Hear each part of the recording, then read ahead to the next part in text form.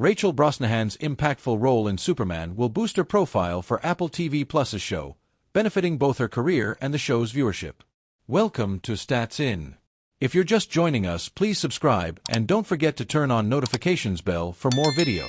The Superman actress recounts a moment when James Gunn was motivating the actors to be prepped up for the role. In an interview with Slashfilm, Brosnahan told how Gunn got them to intensely think about their character's depth. She said, "Gunn just forced us to think a little bit more deeply about it. There are certain things that you enter these fantastical worlds, and sometimes the impulse can just, rather than, what if it were real, to be like, well, that's true, and maybe not go a whole lot deeper than that." This thing might have shaped the actress for her future endeavors in acting, while also setting the tone for Rachel Brosnahan's career. All these points lead to one learning: that when you work with a man who looks beyond conventions and is ready to take risks, the team gets inspired and hyped up not just for the role in the film, but also in their respective careers. I watched Superman, and I do not know how much appreciation is too much appreciation for the film. One-in-class wonder, director, creator, and producer James Gunn pulled it all through in terms of visualizing, production, acting, and whatnot. The creator has set himself apart in the media and proved that anything and everything is possible when given heart and soul to the process. Now, with Presumed Innocent Season 2 on the cards, Brosnahan, who will take the place of the legendary Jake Gyllenhaal, will be an interesting aspect to watch. Rated at IMDb with 7.7/10 and 79% Rotten Tomatoes, this thriller drama explores the themes of politics, conspiracy, deception, and bonds, which will further test the actress's abilities differently. With an increased star power after garnering attention from Superman, Brosnahan's involvement in Presumed Innocent will boost the show's viewership and ranking. Moreover, Apple TV Plus is likely to capitalize on this for the show's marketing. Also, Rachel is not just starring in Presumed Innocent Season 2, but is also an executive producer of the series. In short, while her role as Lois Lane won't change the storyline or character of Layla Reynolds in Presumed Innocent, it will significantly impact the reception of Brosnahan's performance and the visibility of the show itself. It's a strategic casting move that benefits both the actress and the streaming platform. From the very start of her career, Rachel Brosnahan has managed to keep up with the audience's expectations with her versatility. First, The Marvelous Mrs. Maisel, which required vibrancy, wittiness, and an ambition-driven approach, to Superman, becoming inquisitive, intrigued, yet brave about everything, she transformed seamlessly. James Gunn's Superman and Zack Snyder's Man of Steel are put to the test in this direct comparison between the two directors and their universes. Welcome to Stats In. If you're just joining us, please subscribe and don't forget to turn on notifications bell for more video. I was one of those people who thought that no one could ever beat Henry Cavill's portrayal of Superman in Zack Snyder's DCU. However, looking at the James Gunn flick, I think that David Corenswet is indeed the better Superman in terms of almost everything. James Gunn's Superman has been released to the world, and the reviews have been great. Although many doubted Gunn's capabilities for handling such a big IP, including me, the director has proved himself again with his abilities and the will to run the DCU. After watching Superman, we couldn't help but compare Gunn's take on the classic superhero versus Zack Snyder's version in his 2013 film Man of Steel. Well, here's the definitive comparison about the two Supermans and which of the two directors did it better.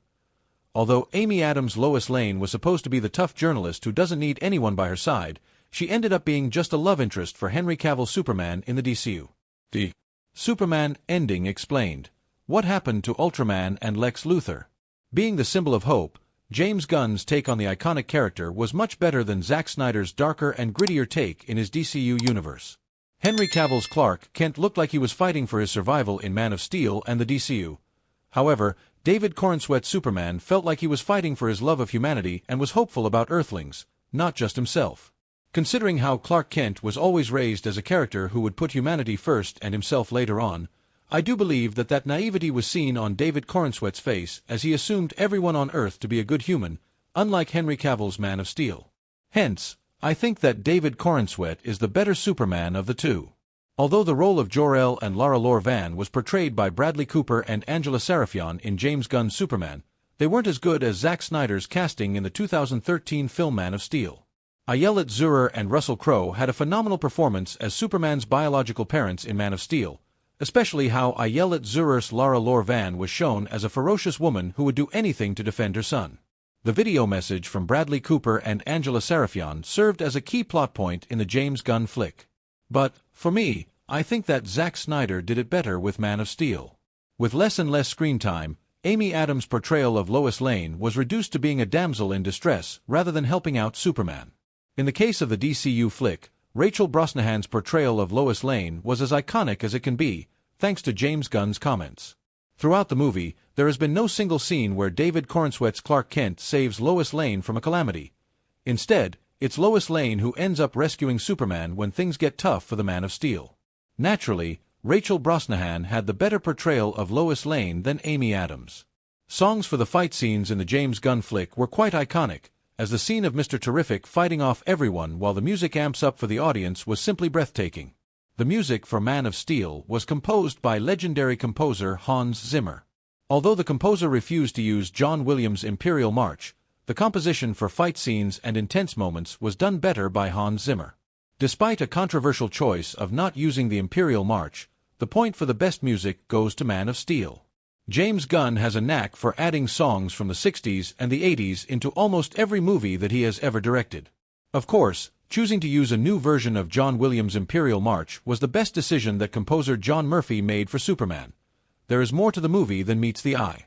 On the other hand, James Gunn's decision to have some continuous shots felt more natural and smooth in terms of the screenplay. Mr. Terrific's fight scene, Kal-El's laser beaming everyone in the sky, and the anti-proton river leading into a black hole felt smooth and natural. However, Zack Snyder's Man of Steel often felt clunky and jittery at times, as there were no clear transitions from one scene to the other. Therefore, I preferred Superman's cinematography over Man of Steel. Well, this was a tough call to make. I mean, both directors have done a remarkable job in terms of cinematography for Man of Steel as well as Superman. Zack Snyder's fight scenes felt somewhat unnatural and forced, as it was often a barrage of punches and kicks until they picked him up and threw him to a different scene set, not to say that it wasn't bad. But, considering that Superman's fighting scenes shouldn't feel clunky and should have a smooth progression, the fight scenes in James Gunn's Superman are better than Zack Snyder's Man of Steel. We're in the end. Eddie Gathegi's Mr. Terrific was amazing in Superman, and now James Gunn might be ready to give Mr. Terrific the spotlight he deserves. Welcome to Stats In. If you're just joining us, please subscribe and don't forget to turn on notifications bell for more video. James Gunn is shaking up the DC universe, and it looks like he might have found his new hero. That's right, I was absolutely thrilled to watch David Corenswet as the iconic Superman, but now the spotlight is on Mr. Terrific.